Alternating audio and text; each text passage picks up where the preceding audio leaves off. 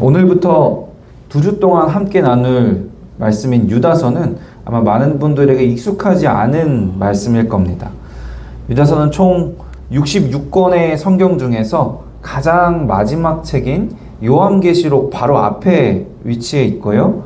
총 25절로 이루어진 분량이 아주 짧은 책인데요. 신학자들 사이에서도 신약 성경 중에 가장 무시된 책이라는 평을 받기도 합니다. 그러면서도 한편으로는 아주 짧지만 성경 전체의 내용을 짧게 요약하고 있는 책이라는 평가를 받기도 하는데요. 2주 동안 조금은 생소한 이 유다서 말씀을 통해서 우리에게 주시는 하나님의 뜻을 짧지만 굵게 함께 나눴으면 좋겠습니다. 유다서의 저자는 본문 1절에서 야고보의 형제인 유다라고 설명을 하는데요. 예수님의 친동생인 유다로 보는 것이 일반적입니다.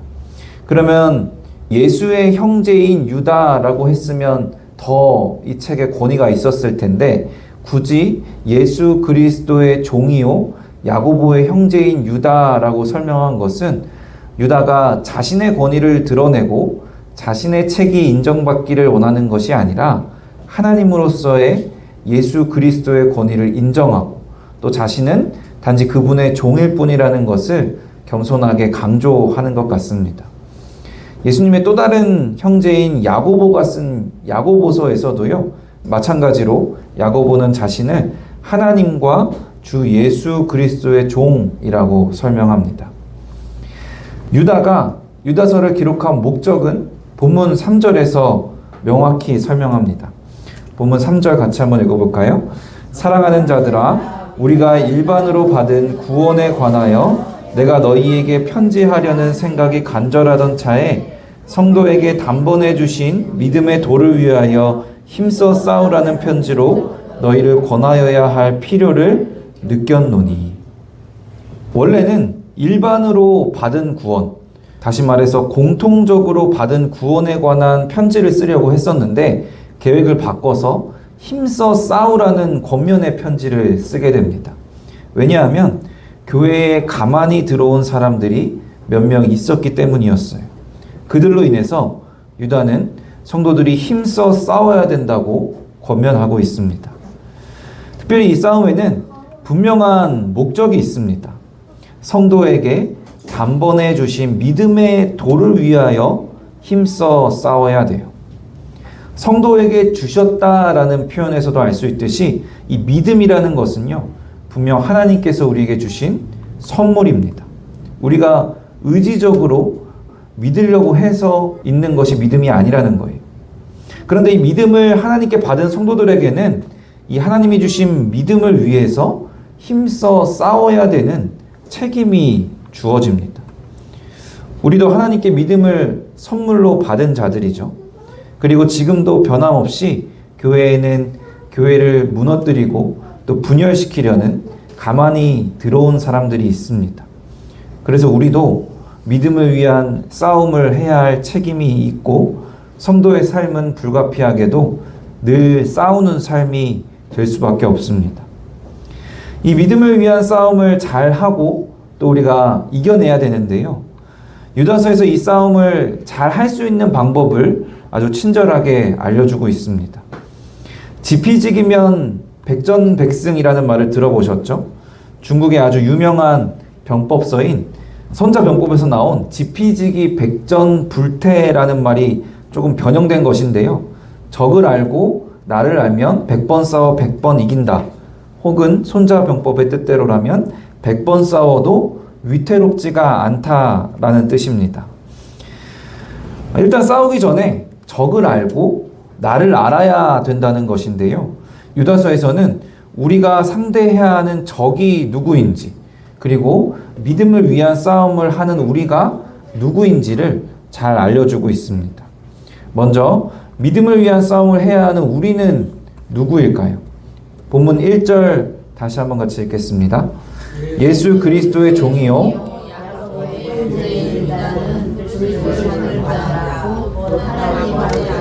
사랑을 얻고 예수 그리스도를 위하여 지키심을 받은 자들에게 편지하노라.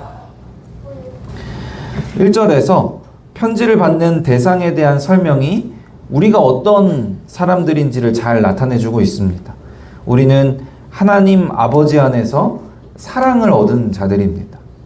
또 우리는 예수 그리스도를 위하여 지키심을 받은 자들입니다. 마지막으로 우리는 부르심을 받은 자들입니다. 사랑과 보호와 소명을 말하고 있는데요. 이 세 가지의 공통점은요, 사랑과 보호와 소명에 대해서 우리가 할 수 있는 것이 없고 우리가 한 것도 없다는 겁니다. 하나님이 우리를 사랑해 주셨고요, 하나님이 우리를 지키시고요, 하나님이 우리를 부르셨습니다. 오직 하나님이 주체가 되셔서 하나님이 우리에게 주신 것, 이것을 우리는 은혜라고 합니다.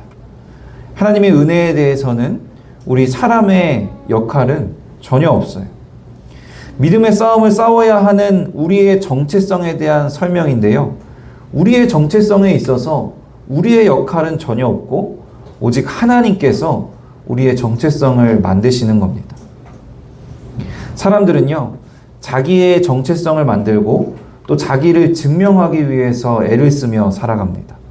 내가 어떤 사람인지를 보여주고 또 내가 어떤 사람인지를 증명하기 위해서 열심히 노력해서 좋은 성적을 얻으려고 하고 좋은 직장을 얻어내려고 하고 좋은 배우자를 만나려고 하죠. 내가 얼마나 힘이 있고 영향력이 있고 돈이 있는지를 늘 보여주고 자랑하고 싶어 하고요.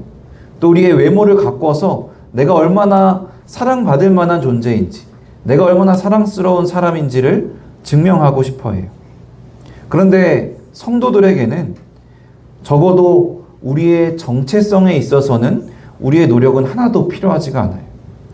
우리는 우리의 정체성을 만들고 우리를 스스로 증명하기 위해서 애를 쓸 필요도 없어요.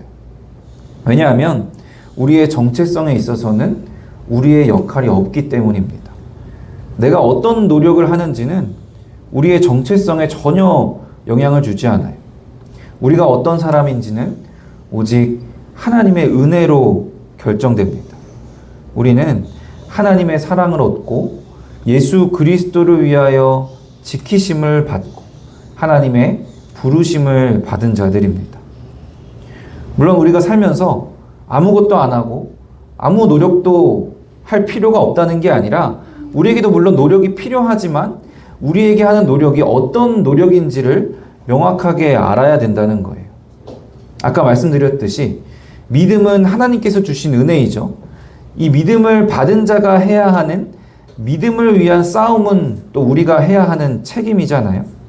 마찬가지로 우리의 정체성은 하나님께서 주신 은혜입니다. 하지만 부르심을 받은 자들로서 믿음을 위한 싸움을 싸우는 삶, 하나님의 자녀로서의 삶을 살아가는 것은 우리의 노력이 필요한 거예요. 나의 정체성을 만들어내고 나를 증명하기 위한 노력이 아니라 하나님을 사랑하기 때문에 하나님의 말씀에 순종하기 위해서 우리의 노력이 필요한 겁니다. 또 믿음의 싸움을 싸워야 하는 우리는 하나님의 말씀을 아는 자들입니다. 유다서 1장 5절 같이 한번 읽어볼까요? 너희가 본래 모든 사실을 알고 있으나 내가 너희로 다시 생각나게 하고자 하노라. 여기서 모든 사실을 알고 있다는 것은 뒤이어서 나오는 성경의 내용을 안다는 것을 뜻합니다. 하나님의 사랑과 보호와 부르심을 받은 성도는요, 또한 하나님의 말씀을 아는 자들입니다. 하나님의 말씀을 모른다면 믿음의 싸움을 잘 싸울 수가 없어요. 하나님의 말씀을 통해서 성령 하나님이 역사하셔서 우리가 하나님을 알고 하나님의 사랑과 보호하심과 부르심을 깨닫게 하시고 또 믿음의 싸움의 방법도 알게 하시는데 하나님의 말씀을 잘 모르고 멀리하면서 어떻게 우리의 믿음이 바로 서고 믿음의 싸움을 싸울 수가 있겠어요? 하나님의 말씀을 잘 모르고 그저 열심히만 하는 신앙생활은 우리가 사사기 말씀을 통해서 배웠던 모순된 신앙생활이 될 위험성이 매우 큽니다. 그래서 하나님의 말씀을 잘 아는 자가 되어야 하는데요. 유다는 내가 너희로 다시 생각나게 하고자 한다라고 말씀하고 있어요. 말씀을 한 번 배웠다고, 한 번 확실히 알았다고 그것으로 끝나는 것이 아니라 하나님의 말씀은 끊임없이 배우면서 말씀의 훈련을 해야 하는 겁니다. 계속 반복해서 말씀을 읽고 배우다 보면 정말 이 말씀이 살아있는 하나님의 말씀이라는 사실을 깨닫게 될 때가 참 많습니다. 저는 개인적으로 성경을 읽으면서 마음에 와닿는 부분을 색연필로 이렇게 표시를 하면서 읽는데요. 그렇게 한 번을 다 읽고 그 다음에 같은 책을 다시 읽을 때는 다른 색의 색연필로 표시를 해요. 그러고 보면은 참 신기하게도 마음에 와닿는 부분들이 처음 읽었을 때와는 굉장히 많이 다릅니다. 처음 읽을 때는 눈에 들어오지도 않던 부분들이 마음에 크게 새겨질 때가 있어요. 그리고 심지어 같은 성경 구절도 그 말씀을 이해하고 또 내 삶에 적용하는 내용이 완전히 달라질 때가 있습니다. 그렇게 읽고 묵상했던 말씀들이 또 우리가 살아갈 때 삶 가운데서 상황마다 성령의 역사로 그 구절이 떠오르게 하시고 또 내 삶에 적용을 해주셔서 그 말씀에 순종하며 하나님의 인도하심에 따르게 될 때 때로는 딱딱하고 어렵고 재미없게도 느껴지는 이 성경 말씀이 정말로 살아 숨쉬고 역사하시는 하나님의 말씀이라는 사실을 깨닫게 됩니다. 아마 여러분들도 말씀 훈련을 하시면서 살아 역사하시는 하나님의 말씀의 능력을 경험해 보셨을 겁니다. 하나님의 말씀을 알고 계속해서 말씀을 읽고 묵상하는 것이 믿음의 싸움을 싸우는 우리에게 아주 중요한 정체성이 되어야 합니다. 매주 주일 교회 예배에 출석한다고 해서, 대문에 교회 명패를 붙여놓는다고 해서, 교회에서 직분을 받고 목사, 장로, 권사, 집사가 된다고 해서, 교회에서 봉사를 열심히 한다고 해서 믿음을 위한 싸움을 잘 싸우는 그리스도인이 되는 것이 아니라 말씀을 잘 알고 매일 밥 먹는 것보다 말씀을 읽고 묵상하는 것을 더 우선하는 것이 믿음을 위한 싸움을 잘 싸우는 우리의 모습입니다. 그렇다면 이 믿음을 위한 싸움의 대상이 되는 그들은 누구일까요? 본문 4절을 읽겠습니다. 이는 가만히 들어온 사람 몇이 있음이라. 그들은 옛적부터 이 판결을 받기로 미리 기록된 자니 경건하지 아니하여 우리 하나님의 은혜를 도리어 방탕한 것으로 바꾸고 홀로 하나이신 주제 곧 우리 주 예수 그리스도를 부인하는 자니라. 그들은 교회에 가만히 들어온 사람입니다.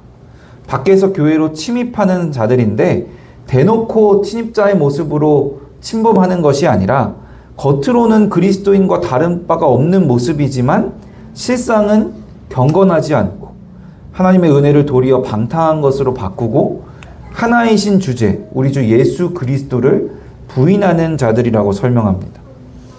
경건하지 않다는 것은요, 윤리적인 문제라기보다는 신학적인 문제라고 할 수 있습니다. 예배를 드리긴 드리는데 진정으로 예배를 드리는 것에 관심이 없고 심지어 어떤 분을 예배하고 있는지도 모르는 문제를 말합니다. 하나님의 은혜를 도리어 방탕한 것으로 바꾼다는 것은요, 하나님의 은혜를 핑계 삼아서 방탕하게 자기 마음대로 사는 것을 뜻해요. 하나님이 어차피 다 용서해 주시니까, 어차피 하나님께서 나를 사랑해 주시니까 난 내 마음대로 죄를 짓고 자유롭게 살겠다. 그런 모습이겠죠.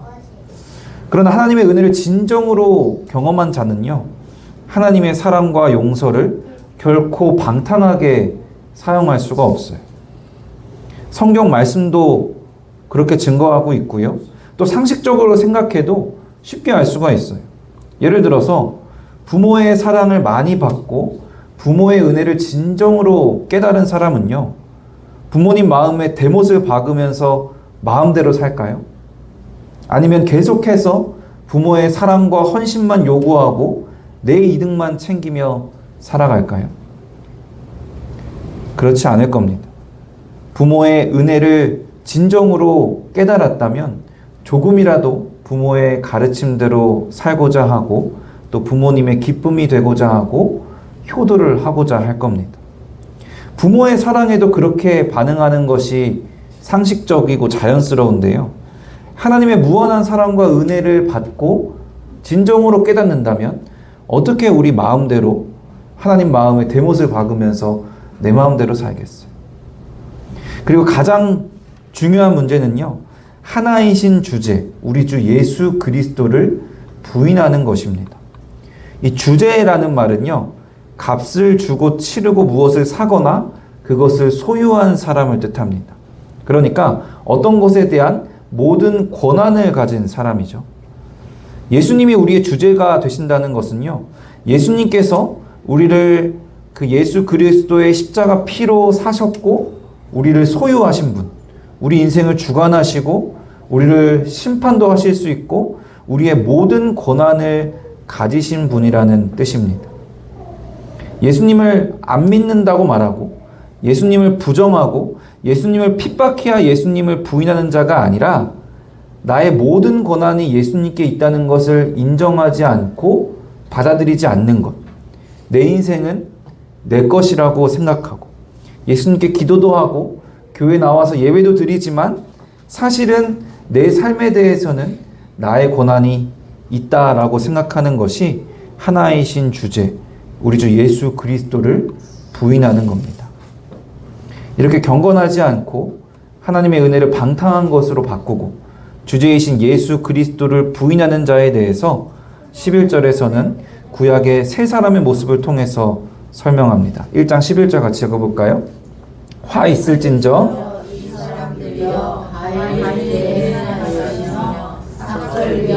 발람의 어그러진 길을 물려갔으며 고라의 패역을 따라 멸망을 받았도다. 가인은 아담과 하와의 첫째 아들이죠. 질투로 인해서 동생 아벨을 죽입니다. 이 가인의 길은 하나님보다 자기 뜻과 감정을 앞세우고 남을 미워하는 죄를 짓는 것을 말해요. 발람은 점술가이자 선지자로서 하나님의 말씀을 아는 자였지만 더 많은 재물과 높은 지위를 보장받자 말씀을 따르지 않고 마음이 흔들렸던 사람입니다. 발람의 어그러진 길은 하나님의 뜻보다 자신의 탐욕을 따르는 죄를 짓는 것을 뜻합니다. 고라는 모세와 아론의 권위에 반기를 들고 반역했던 레위인이죠. 고라의 패역은 하나님이 세우신 질서와 권위를 거부하며 교만의 죄를 짓는 것을 뜻합니다. 이처럼 하나님보다 자기 뜻과 감정을 앞세우며 남을 미워하는 자, 하나님의 뜻보다 탐욕을 따르는 자, 하나님이 세우신 질서와 권위를 거부하며 교만한 자가 우리가 믿음을 위해 싸워야 하는 싸움의 대상이 되는 겁니다. 이 말씀을 보면 참 무서운 점이 있는데요. 우리가 싸워야 하는 싸움의 대상이 신천지 같은 이단이 아니라 나의 모습일 수도 있다는 겁니다. 교회를 무너뜨리는 가만히 들어온 자들이 외부의 침입자들인 경우도 있지만 나 자신을 무너뜨리는, 내 안에 있는 하나님의 성전을 무너뜨리는 내 안에 가만히 들어온 죄의 유혹들인 경우가 훨씬 더 많은 것 같아요. 그래서 우리는 안으로나 밖으로나 안팎으로 믿음을 위한 싸움을 싸워야 합니다. 내가 하나님의 사랑을 얻고 지키심을 받은 자라는 것, 이 싸움을 위해 하나님의 부르심을 받은 자라는 정체성을 잊지 않고 밖에서의 싸움도 쉽지가 않고 또 안에서의 싸움은 더 쉽지가 않지만 하나님의 은혜에 힘입어 이 싸움을 감당해야 될 줄로 믿습니다. 그리고 하나님께서 은혜를 더해 주셨어요. 우리에게 이 싸움의 무기를 이미 주셨습니다. 유다서 1장 5절입니다. 너희가 본래 모든 사실을 알고 있으나 내가 너희로 다시 생각나게 하고자 하노라. 17절입니다. 사랑하는 자들아, 너희는 우리 주 예수 그리스도의 사도들이 미리 한 말을 기억하라. 5절에서는 구약의 말씀에 대한 지식을 말하고 있고요. 17절에서는 신약 말씀에 대한 지식을 말하고 있습니다. 신구약 하나님의 말씀을 아는 것이 우리의 정체성이기도 하고 또 그 말씀 자체가 우리의 무기가 되는 거예요. 그래서 에베소서 6장 17절에서는 이렇게 말씀하죠. 구원의 투구와 성령의 검, 곧 하나님의 말씀을 가지라. 사랑하는 성도 여러분, 하나님께서는 은혜로 우리에게 믿음을 주셨습니다. 믿음을 받은 자로서 우리는 마땅히 믿음을 위한 싸움을 싸워야 합니다. 우리의 믿음과 하나님의 사랑과 보호와 부르심을 받은 자라는 우리의 정체성은 전적인 하나님의 은혜이지만 우리에게도 이 믿음을 위한 싸움을 싸워야 한다는 책임과 역할이 있습니다. 이 싸움은 해도 그만이고 안 해도 그만인 게 아니라 그리스도인으로서의 생존을 건 치열한 전투입니다. 우리의 무기인 성령의 검, 신구약 하나님의 말씀을 주야로 묵상함으로써 이 싸움에서 날마다 승리하는 우리가 되기를 바랍니다. 밖으로부터 오는 침입자들과의 싸움을 이겨낼 뿐만이 아니라 내 안에 있는 죄의 유혹들, 가인의 길과 발람의 어그러진 길과 고라의 폐역을 따르지 않고 경건하며 하나님의 은혜를 온전히 누리고 예수 그리스도가 나의 주제임을 고백하며 사는 저와 여러분이 되시기를 주님의 이름으로 축원합니다.